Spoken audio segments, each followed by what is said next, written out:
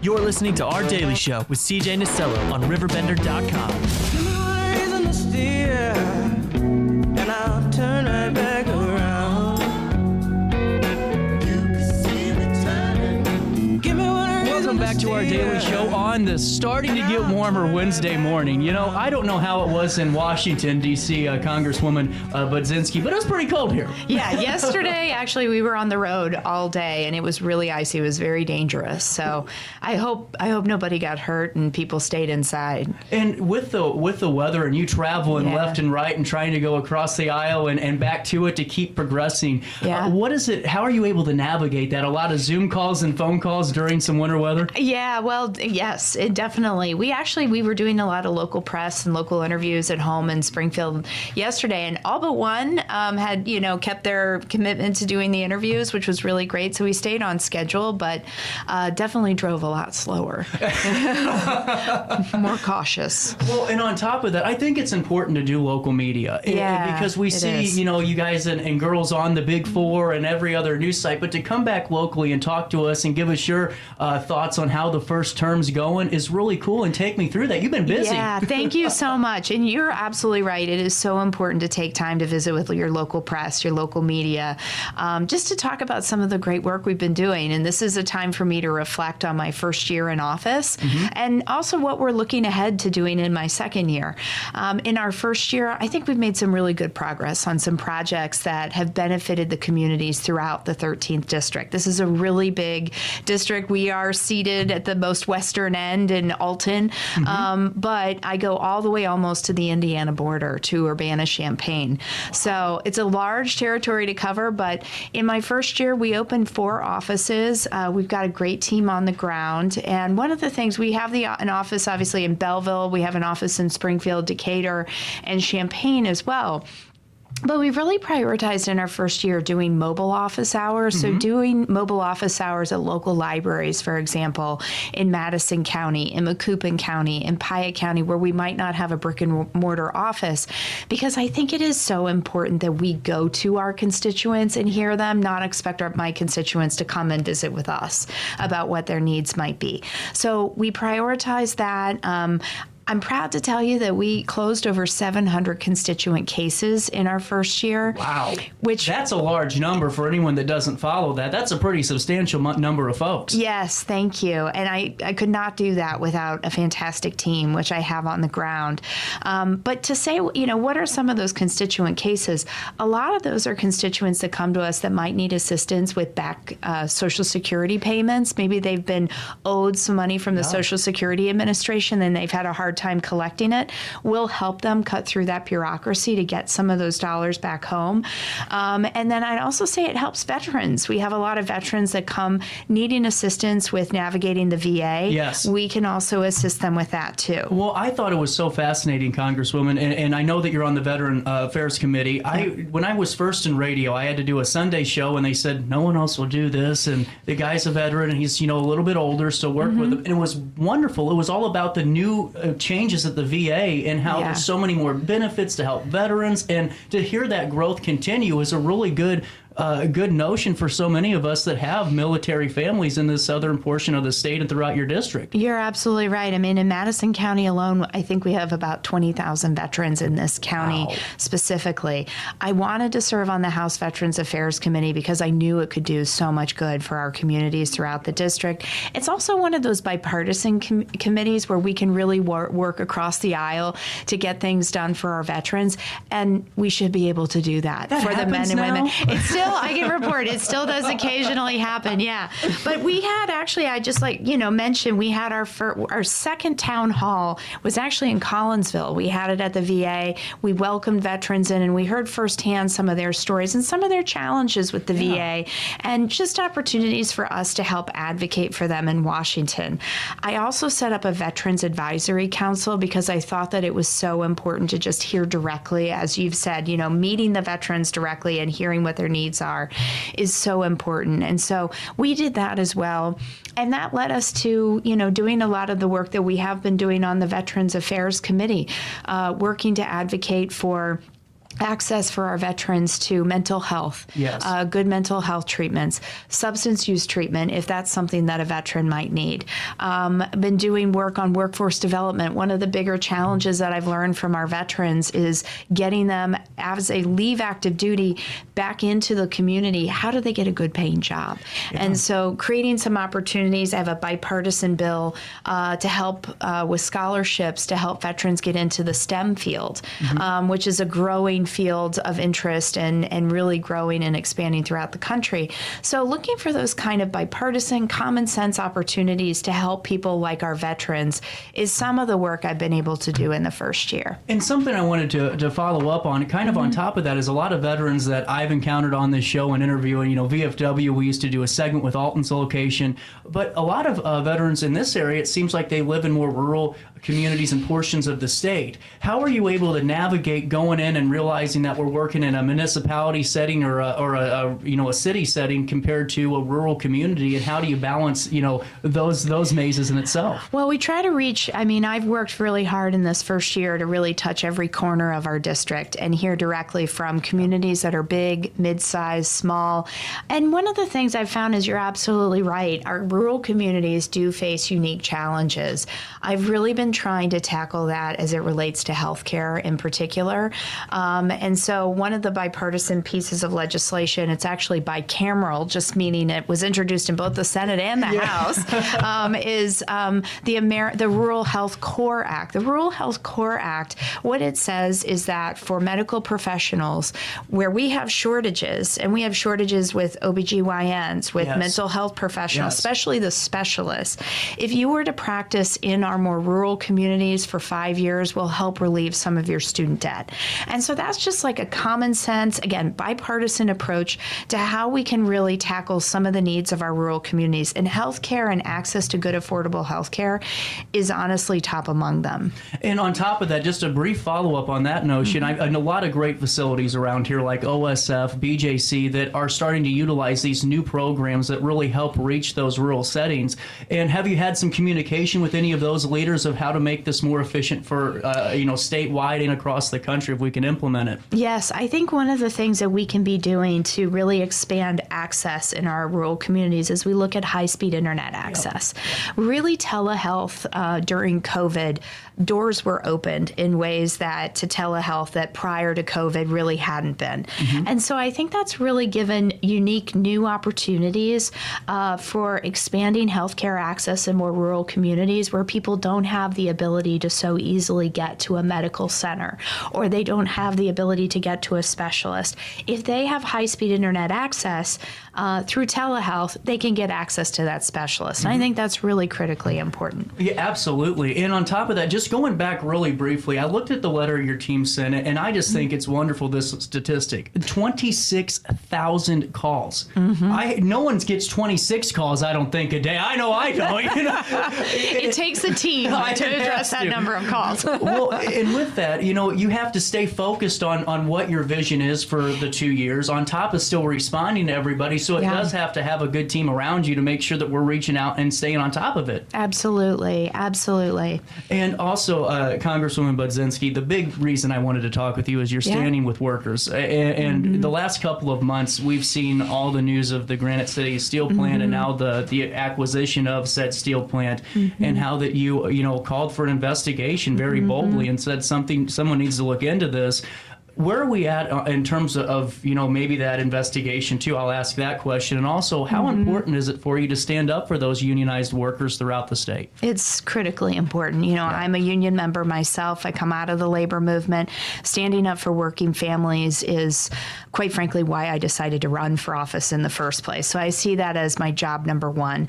Fighting for the workers in the community of Granite City is my top priority and really has been since I came into office. Prior to coming into office, though, there were already rumors and a proposal on the table where U.S. Steel might be scaling back and moving some of their operations down to Arkansas. Once I got into office, I immediately started the process of advocating to U.S. Steel that they should be making more investments, not less investments into Granite City, because our workforce in Granite City is some of the most highly skilled workforce in the country. They've been building and making steel for generations. And so why leave that highly skilled workforce? Why not invest and continue to be in the community as such a critical part of the history and the future of Granite City. So I've been outlining a number of federal grant opportunities and shared that with U.S. Steel, challenging them to continue to make those investments. Then what happened was about October of last year, we saw a temporary announcement. Now, they said temporary. The word temporary is important, Yes, and it I'll is. explain that. A temporary set of layoffs for, I think it was about 400 workers. My concern around that is there is federal and state legislation called the Warren Act that requires that if any employer were to provide a layoff notice to a worker, they have to give that worker a certain amount of time in order for them to prepare for the potential for a layoff. The loophole, though, is if that employer says it's temporary. If it's a temporary layoff, they could give you a pink slip tomorrow. And that's what happened to some of the workers at Granite City Steel. What defines temporary? Not to put you on the spot. Is that a question that's being asked too? Yeah, I think it is actually something that if a worker were to be laid off, I believe it's 6 months. Okay.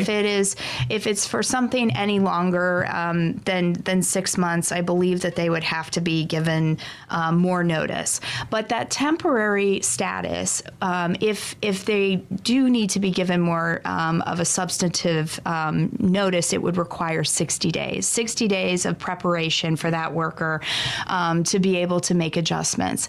And what ended up happening was only about 2 months later, then U.S. Steel decided to do more permanent announcements of layoffs. So clearly that temporary layoff wasn't temporary. Right. It was going to be permanent. And so my belief was, and at that time U.S. Steel blamed the UAW strike as a reasoning for that decision, even though the UAW strike at that time had only been going on for 3 days. So I was skeptical. And we had been really voicing concern that they violated the Warren Act. What ended up happening, and Governor Pritzker was a part of this through the Department of Labor, is they launched an investigation. That led U.S. Steel to saying, you know what, we're just going to go ahead and pay back Gotcha. pay to that first set of about 400 workers that, quote unquote, were temporarily laid off. Yeah. So that's never happened before. That's a real win for the working people in Granite City to get that kind of back pay. And so that was a win. But we're still facing a really significant challenge in Granite City. What is the future for that workforce? Right. And as you mentioned, there has been a recent announcement that Nippon Steel, which is a Japanese company, would like to purchase U.S. Steel. That sale has not gone through, and it is now still under review, but there's a belief that it could potentially go through in the third or the fourth quarter of this year. My concerns around this is, I was hoping for an American company to Yes. come in and purchase U.S. Steel. There were a number of American companies that were interested and actually believed in Granite City and believed in investing in Granite City. My concerns around Nippon Steel is more that I think they're going to be following a lot of the same business plan that U.S. Steel had. Yeah. And so in that case, that could mean that eventually a lot of the workforce would end up moving down to Arkansas. And I'd hate to see that. So, Well, and Congresswoman, I don't know how you feel about this, but to me, it's a no-brainer. I mean, you got America's Central Port right there, and you have all Yeah. these corridors. The freightway is right there. I mean, why wouldn't you want to have that type of transportation avenue and distribution right there in your neck of the right there, right 2 minutes away? Absolutely, you're right. There is a number of different advantages to the location of Granite City. But as I also mentioned, right now through the federal government, there are a number of grants that provide federal financial assistance to companies like U.S. Steel. If they wanted to take advantage of the money and the resources, I'd be happy to help them do that so that they can continue to invest in the plant. Absolutely. And also on top of that, too, as we keep navigating this, because I know that your time's limited, and just to have you is really, we appreciate it. Oh, sure, very much. anytime. So, whenever we were talking, I was talking with Dan about how I wanted to go about this, and my biggest focus has been this last 4 months, Congresswoman, has been with No Labels, and we have Joe Cunningham on and Pat McCrory and all these guys and women is, what about redistricting and gerrymandering? Yeah. Because, it seems like someone that works left and right, no matter who you are, let's work to progress like you've done on both sides of the aisle your first year. You always get the primary challenger and quote unquote, whether no matter where you are, that you have to, win that primary is the thought to do okay in the general. Right. But it all starts with redistricting and gerrymandering. Is there anything on your mind on how we can combat this? I think we need a federal solution to this. Yeah. I think we need to pass national legislation that makes it equal across the board, across all states, as to how we fairly redraw districts. I think that is the best approach. The reason that I say that is that I think that a state-by-state approach, which right now is what we have, every state takes a different approach. So Illinois' process is very different than California's process, is very different than Iowa's process. And depending on, those in power, that's kind of how it gets determined. Right. And so I do think that having more competitive districts, which this district that I represent is, it's only slightly more Democratic. It has about a 3-point advantage to a Democrat. That still, though, is a pretty swingy district. And so if there were more swing districts, I think, in this country, it would kind of force, I think, our elected officials to try to meet more in the middle, which is really what I've been trying to do in Washington. 100%. And on top of that, before I let you go, I wanted to ask you a little bit more about Cahokia Heights. Yeah. This is a new subject that I think has gotten little attention and needs to be talked about a lot. I mean, in St. Louis, we always talked about the Creve Coeur landfills and all of that. But, I mean, here in Cahokia, this is, to me, in my opinion, more of a crisis than the former. I mean, we have a drinking water crisis in Cahokia Heights. Can you fill me in on what you were able to find out and what you called for? Yeah, and thank you so much for asking. And like Granite City, what's happening in the work I've been doing in Cahokia Heights has really been my top priority in this first year. What is happening in Cahokia Heights, which is a water infrastructure, quite frankly, a sewage issue, flooding issue, has been happening for decades and been happening for too long. And so I've really tried to make it a point to invest and figure out ways to continue to invest and come up with a strategic plan to really tackle this, bringing together hopefully local, state, and federal resources to finally get this issue resolved. One of the things that I did in my first year is I had someone from the EPA, an officer from the EPA, come and visit with me the constituents of Cahokia Heights to just hear firsthand some of the stories that I've heard from constituents. One of the stories I'd share with you was of a woman who was in her 70s. Again, there's an issue with raw sewage coming out of government pipes into people's homes. This woman had this happen in her basement. Her husband had to assist her in getting this raw sewage, if you can imagine that. I've worked in sewer. I know exactly what you're talking about. My family owns Rigdon Sewer Service, and I'm telling you what, those basements, to get that out of there is a nightmare. Okay, so you know exactly what I'm talking about. And her husband had just had a surgery, still needed to go and help. He got exposed to that sewage and ended up he lost his leg as a part of that. I mean, that is just outrageous, and I think something that government has failed this community for too long. And so by showing this EPA officer kind of what was happening on the ground, since then, we've found a number of different ways, I think, to start the process of helping. We had a designee designated from the EPA to come and be an EPA coordinator, full-time dedicated to the community of Cahokia Heights. Beth has been on the ground since early November, and she's really been helping us to look through what are the local, state, and federal resources. There are a lot of them out there. There are a lot of great officials at all levels that have been trying to provide financial investment and support to getting this issue resolved. But how do we coordinate all of those efforts, and how do we look for additional resources? So one of the things I just recently advocated for in the Transportation and Infrastructure Committee is asking for additional stormwater management funding. Right now, the Army Corps of Engineers is requesting $200 million. We have $100 million. So I asked for the additional 100 to help communities like Cahokia Heights that are challenged by stormwater issues. That's a part of the problem in Cahokia Heights. The other I've been working with Senators Dick Durbin and Senator Duckworth on is asking the CDC to take a look at a public health analysis of what the impact has been of this many, many years of exposure to wastewater and to flooding issues. And so we've been actively working to advocate to have that analysis done for the community as another helpful tool in finally getting these issues resolved. But I've been leading on a number of different ways, tackling and providing more investments to identify air pollutants in the community. We just recently made an announcement that we were able to identify between 40 and 50 electric school buses for Cahokia Heights and some of the neighboring community school districts as a way to kind of lower the carbon footprint in an area that has really become an area of environmental justice. So that's just a number of ways. And so I'm really hoping that with all of that collective effort and working with people on the ground locally that have been really leading in this on these issues for some time, we're going to finally get this resolved. Thank you very much for that, because I know that so many people are thinking the same thing, especially whenever I saw it. I went, why is this not on national news? I mean, this is a crisis that needs to be taken care of and tackled. And Congresswoman, before I let you go, I've kept you for far too long. No, it's okay. I really appreciate your time always. And anytime you're back in town, please stop by. I will. 2 questions for you. What is, and I'll ask you the easy one. Well, I guess they're both easier. Yeah. Whenever I look at the Big Four and we all watch the national news, no matter what you watch, there's always, some angry individual trying to get a point across. And whenever I see you in Congress and I watch, the C-SPANs of the world and see how they operate, you're very reserved, but you're very well-informed. In a world where there's a lot of hectic stuff going on, what do you tell yourself to kind of keep in that mindset and that calm, but reserved and ready to go with information when called upon? Oh, that's very nice of you to say. I mean, I think this is a people business.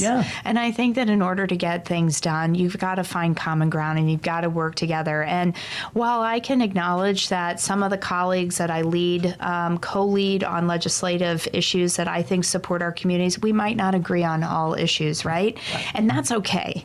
It's okay to not agree on everything. And likely, even with those that are closest to us in our lives, we don't agree with those people 100% of the time, right? So when you're trying to work with other people, I think it's about trying to find the areas of common ground, common interest, and how we can move those balls forward. And recognizing that there are going to be other areas where we disagree. And I think just taking that approach, I'm also someone I often say I'm not looking for a Twitter war. I have no interest. But there are some people that they look at the job in a different way, and they might be more attracted to, getting their voice out, or, that's a different style than I have. So absolutely. Yeah. Well, and as we're gearing up for, round 2 for a second term for Congresswoman Budzinski, what's your message to your constituents across the district as, we're gearing up for this, and how are we going to help in the next 2 years? Well, we've made good progress and we've got a lot more work to do. So I would synopsize it in that way. And I'm looking forward to that work. It's been an honor of my lifetime to get to go to Congress and advocate for the working families of Central and Southwestern Illinois. And I hope I can continue to do that after November and into a second term, and continue to work on some of the issues that, maybe we're not able to get to in this second year and we need to really tackle in a second term. And so I look forward to continuing that work. Well, anytime you're back in the area, you're more than welcome on this show. And I mean that. I always value your input. And for all of us, thank you so much for your time. Thank you. Thanks for having me. No problem. We will take a quick pause here in the 618 on this Wednesday morning. Coming up in just a few, we're going to be talking to Sydney Sink. She's our new writer here and does something unique where she does a RiverBender blog where she goes around town, does community events, and writes about them from a first-person perspective. Oh, that's awesome. Yeah, it's really unique. And it's a way for us to let the hair down. My hairspray's falling out, Congresswoman. I'm looking like a disheveled mess. But I'll be put together because this taping's over and we're back to a live show right after this on RiverBender.com.